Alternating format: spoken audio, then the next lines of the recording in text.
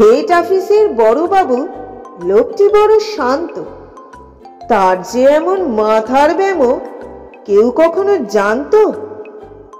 দিব্যি ছিলেন খোশ মেজাজে, চেয়ারখানি চেপে একলা বসে ছিমছিমিয়ে হঠাৎ গেলেন খেপে।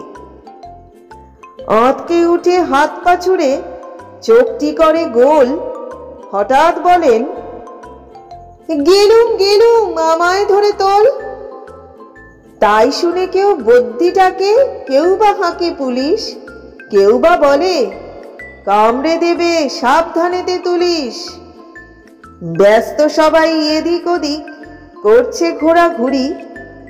বাবু হাঁকেন, ওরে আমার গোপ গিয়েছে চুরি। গোপ হারানো আজব কথা, তাও কি হয় সত্যি? গোপ চোরা তো তেমনই আছে, কমেনি এক রত্তি। সবাই তারে বুঝিয়ে বলে, সামনে ধরে আয় না, মোটেও গোপ হয়নি চুরি, কখনো তা হয় না।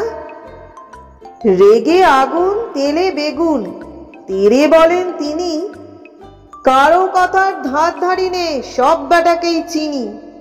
নোংরা ছাঁটা, খ্যাংরা ঝাঁটা, বিচ্ছিরি আর ময়লা, এমন গোপ তো রক্ত জানি শ্যামবাবুদের গয়লা। এ গোপ যদি আমায় বলিস, করবো তোদের জবাই।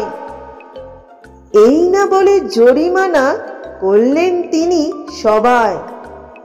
ভীষণ রেগে বিষম খেয়ে দিলেন লিখে খাতায়, কাউকে বেশি লাই দিতে নেই, সবাই চড়ে মাথায়।